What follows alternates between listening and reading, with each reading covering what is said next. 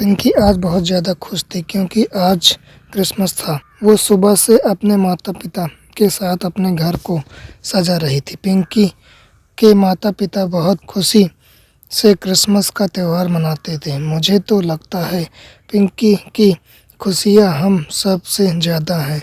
Christmas का दिन मुझे बहुत अच्छा लगता है। पापा, आज की रात मेरे सारे दोस्त घर आते हैं और हम सब अपने घर पर धूमधाम से पार्टी करते हैं। लेकिन हर साल आप मुझसे झूठ भी बोलते हो। पिंकी, ये गलत बात है बेटा। आप अच्छी तरह जानते हो कि आपके पापा कभी भी झूठ नहीं बोलते। रहने दो, पिंकी अभी केवल 10 साल की है। अच्छा तो बताओ पिंकी, मैंने तुमसे क्या झूठ बोला है? यही कि सेंटा हर साल बच्चों को गिफ्ट देके जाते हैं, लेकिन मैंने तो आज तक कभी किसी सेंटा को नहीं देखा। नहीं पिंकी, वो गिफ्ट तुम्हारे तकिए के नीचे सेंटा रख के जाते हैं। तुम सो रही होती हो ना, तो वो तुम्हें जगाता नहीं। जब आप सो के उठती हो तो आपके तकिए के नीचे गिफ्ट मिलता है ना। तो ऐसी बात है तो आज मैं पूरी रात जागूंगी। आज मैं सेंटा के हाथ से ही गिफ्ट लूँगी। पिंकी की बात सुनकर राजन कनिका जोर जोर से हंसने लगे। कुछ ही देर बाद राजन का दोस्त चार्ल्स, जो कि उनका पड़ोसी था, अपने बेटे डेविड के साथ पहुंचा। कैसी हो पिंकी? डेविड, आज रात हम दोनों सोएंगे नहीं। लेकिन क्यों पिंकी? इस साल हम दोनों सेंटा के हाथ से ही गिफ्ट लेंगे। तुम बिल्कुल सही कह रही हो पिंकी। वैसे भी पापा बता रहे थे कि क्रिसमस की पार्टी पूरी रात चलेगी। कुछ ही देर में वहाँ पर और भी बहुत सारे मेहमान आ गए और पार्टी शुरू हो गई। पार्टी में सभी ने देखा वहाँ पर एक आदमी सेंटा के कपड़े पहने बच्चे के साथ घूम रहा है। राजन उसको देखकर अपनी पत्नी कनिका से बोला, कनिका, वो सेंटा के कपड़े पहनकर रखा है वो व्यक्ति कौन है? मैंने तो उसे इनवाइट नहीं किया। हो सकता हो कि हमारा कोई जानने वाला हो जो बच्चों के लिए सेंटा के कपड़े पहन के आया है ताकि उनका मनोरंजन हो सके।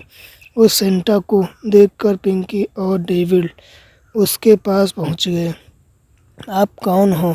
मैं सेंटा हूँ पिंकी। आप तो मेरा नाम भी मैं सिर्फ तुम्हारा ही नहीं, तुम्हारे दोस्त डेविड का भी नाम जानता हूँ। मैं तुम्हारे लिए कुछ लाया हूँ। मैं जानती हूँ कि आप मेरे लिए गिफ्ट लाए होंगे। ये लो, तुम दोनों के लिए मैंने चॉकलेट लेके आया हूँ। इतना बोलकर सेंटा उनको गौर से देखने लगा। देखते देखते सेंटा का चेहरा बहुत भयानक हो गया। पिंकी, डेविड डर गए और उनके डरते ही चारों तरफ अंधेरा छा गया। पार्टी में खलबली मच गई और कुछ ही देर में लाइट आ गई, लेकिन जितने भी बच्चे मौजूद थे वो सब गायब थे। पिंकी कहाँ हो? वो नज़र नहीं आ रही है। वो सब छोड़ो राजन, मुझे पिंकी की चीख सुनाई दी थी। मुझे बहुत घबराहट हो रही है। सिर्फ पिंकी ही नहीं, डेविड भी चीखा था। ये दोनों बच्चे कहाँ चले गए? सिर्फ पिंकी नहीं, यहाँ पर जितने भी बच्चे मौजूद थे सब गायब हैं।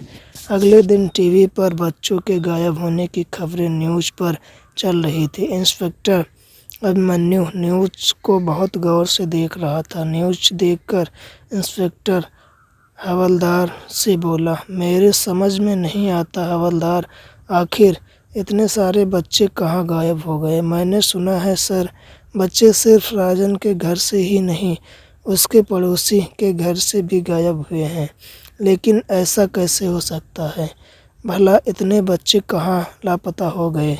उनके माता पिता ने बताया कि उनके बच्चों के साथ एक सेंटा मिला था।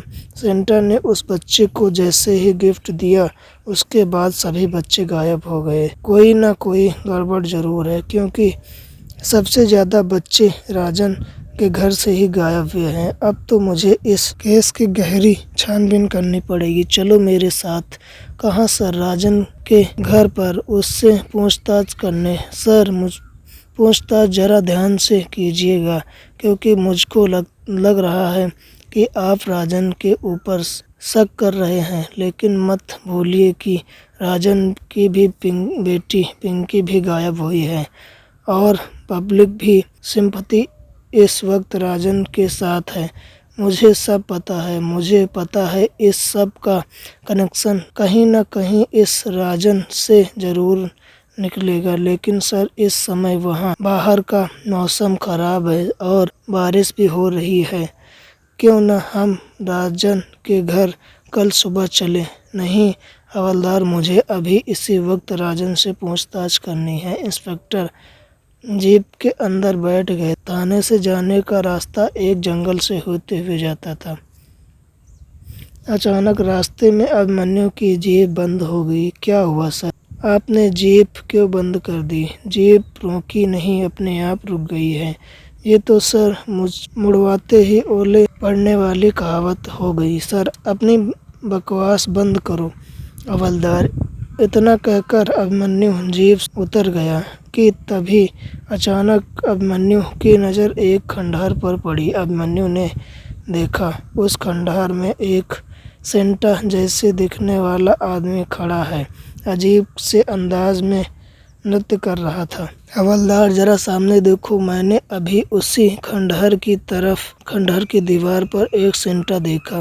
कैसी बात कर रहे हैं सर आप ऐसी जगह पर आपको हर जगह पर सेंटा नज़र आ रहा है। मेरी बात का विश्वास करो हवलदार। इंस्पेक्टर अभिमन्यु ने इतना कहा ही था कि तभी कुछ बच्चे की चीख इंस्पेक्टर और हवलदार से टकराई। लगता है हमें खंडहर के अंदर जाना पड़ेगा। लगता है हमारी कार भी सही जगह खराब हुई है। हो ना हो बच्चे इस खंडहर के अंदर हैं। चलो जल्दी से। इतना बोलकर इंस्पेक्टर अभिमन्यु उस खंडहर के अंदर दौड़ने लगा। तभी अचानक इंस्पेक्टर अभिमन्यु के दौड़ते हुए एक कदम रुक गए।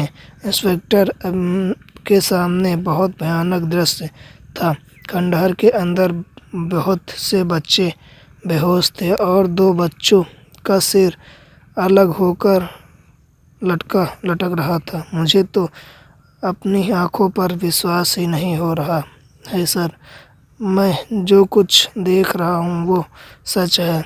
इस सब के घर वालों को खबर पहुँचाओ। उनसे कहो कि उनके बच्चे मिल गए हैं और पता करो इन दो बच्चों की जो गर्दन लटक रही है उनके माता पिता कौन है। कुछ ही देर में उन सब के माता पिता उस खंडहर में पहुंच गए।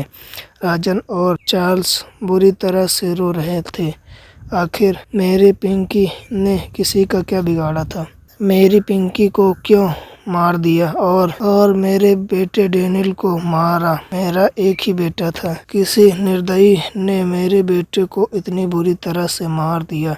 इतना कहकर वो इंस्पेक्टर अभिमन्यु की ओर देखकर बोला, यहाँ पर खड़े खड़े क्या देख रहे हो? जाओ जाके कातिल का पता लगाओ। वो जो भी हो मैं उसे जिंदा नहीं छोड़ूंगा। मैं स्वयं पता लगाऊंगा कि मेरी पिंकी का कातिल कौन है। कौन है वो सेंटा जिसने मेरी पिंकी को इतनी बुरी तरह से मार दिया? देखिए ये बात कहने में ठीक तो नहीं लग रही, लेकिन आपके बच्चों की साधारण मौत नहीं है। जब मेरी कार खराब हुई तो मैंने यहाँ पर एक खंडहर में एक सेंटा को अजीब से अंदाज में नाचते हुए देखा। मैंने खंडहर का एक एक कोना छान मारा और मुझे सेंटा का कोई नामो निशान नहीं मिला। कुछ तो गड़बड़ जरूर है। पिंकी और डेनियल का अंतिम संस्कार कर दिया गया। अगली रात इंस्पेक्टर कुछ गहरी सोच में थे। क्या बात है सर? मैं आपको काफ़ी देर से देख रहा हूँ, आप किसी गहरी सोच में डूबे हैं। एक बात मुझे समझ नहीं आ रही हवलदार, वो जो कोई भी था वो इंसान नहीं था। आप किसकी बात कर रहे हैं सर? उस सेंटा की जो इस कड़कती सर्दी में अजीब से अंदाज में नाच रहा था। और फिर वो अचानक गायब कैसे हो गया? माफ़ कीजिएगा सर, अगर ये बात आप किसी दूसरे के सामने ना करिएगा, नहीं तो लोग आपको पागल समझेंगे। मैं तुम्हारी बात को समझ रहा हूँ और जानता हूँ, लेकिन एक बात और जो मुझे बहुत परेशान कर रही है कि राजन और चार्ल्स के बच्चे के सर इस खंडहर में क्यों मिले। बाकी सब बच्चे वहाँ पर बेहोश मिले, उन सब को खरोच भी नहीं आई। ये तो देखकर मैं भी चौंक गया था। इसका मतलब वो जो कोई भी है वो चार्ल्स और राजन से दुश्मनी है। अब तो ये हमें चार्ल्स और राजन ही बता सकते हैं। चलो मेरे साथ। चार्ल्स राजन कनिका के साथ उदास बैठा था। उन तीनों की आंखों में आंसू थे कि तभी अचानक जोर जोर से दरवाजा खटखटाने लगा। जाओ जाके देखो इतनी रात में कौन आया है। कनिका ने जैसे ही दरवाजा खोला वो उसके गले से एक जोर से चीख निकली। चीख सुनकर राजन और चार्ल्स बाहर आए। उनके सामने वही सेंटा खड़ा होकर अपनी अजीब सी हरकतें कर रहा था। तुम वो ही सेंटा हो जो उस रात को मौजूद थे। मैंने देखा था, मेरी बेटी पिंकी तुमसे बातें कर रही थी और मैंने भी देखा था कि मेरा बेटा तुमसे बातें कर रहा था। कौन हो तुम? तभी सेंटा की आंखें किसी बिल्ली की तरह चमकने लगी। राजन, चार्ल्स और कनिका दीवार में टकरा गए। इंस्पेक्टर अभिमन्यु हवलदार के साथ पहुंचे और पिस्तौल निकालकर सेंटा से बोले, अपने आप को कानून के हवाले कर दो। तुम जो कोई भी हो बच नहीं सकते। सर, आप कमरे का दृश्य नहीं देख रहे हैं। आपका अंदाजा सही था, ये कोई इंसान नहीं। आप अपनी बकवास बंद करो। इंस्पेक्टर ने इतना कहा ही था कि तभी हवलदार इंस्पेक्टर हवा में दीवार से टकरा गए और उस सेंटा का चेहरा एक बूढ़े व्यक्ति में परिवर्तित हो गया। उस बूढ़े व्यक्ति को देखकर चार्ल्स और राजन की आंखें फटी की फटी रह गई। तुम, ये कैसे हो सकता है? तुम तो मर गए थे, काफी समय हो गया है।